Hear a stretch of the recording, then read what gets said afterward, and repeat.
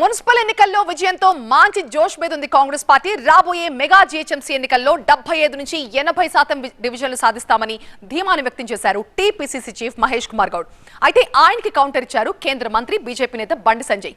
GHMC ఎన్నికల్లో బరాబర్ గెలుస్తామన్న బండి హైదరాబాద్ లో కాషాయ జెండా రెపరెపలాడిస్తామన్నారు.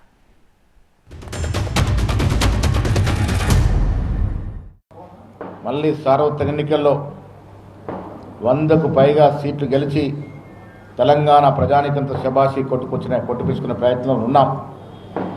రేపు హైదరాబాద్కి జరగబోయే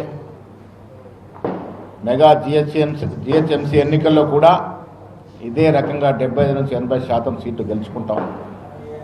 రాబోయే రోజుల్లో జరిగే ఎంపీటీసీ జెడ్పీటీసీ ఎన్నికల్లో కూడా కాంగ్రెస్ పార్టీ విజయ డంకా మోగిస్తుందని చెప్పడానికి ఇవాళ మున్సిపల్లో వచ్చిన తీర్పే గట్టి పునాది. బరాబర్ జిహెచ్ఎంసీ ఎన్నికల్లో ఏవైతే మూడు కార్పొరేషన్ చేసినావో ఒక ఎంఏ పార్టీకి రాసిచ్చి ఇంకా 2 మేమే గెలుస్తామని చెప్పి రేవంత్ రెడ్డి గారు వాళ్ళ కాంగ్రెస్ పార్టీ విరవుతున్నది. సవాల్ లేదు. అలా అక్కడ చెప్తున్నాం, బరాబర్ జాబ్తా చెప్తున్నాం.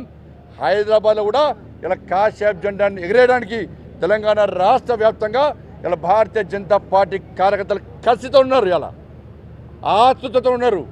ఎప్పుడు హైదరాబాద్లో నోటిఫికేషన్ వస్తుంది, ఈ 3 కార్పొరేషన్లలో కూడా కాషాయపు జెండా రెప్పరెప్పలాడే అద్భుత సన్నివేశాన్ని రేవంత్ రెడ్డికి చూపెట్టాలి, ఓవైసీ కుటుంబాన్ని చూపెట్టాలని చెప్పి ఇలా భారతీయ జనతా పార్టీ కార్యకర్తలందరూ కూడా రామచంద్ర గారి నేతృత్వంలో ముందుకు వస్తున్న విషయాన్ని రేవంత్ రెడ్డి గుర్తుంచుకోవాలి. అలా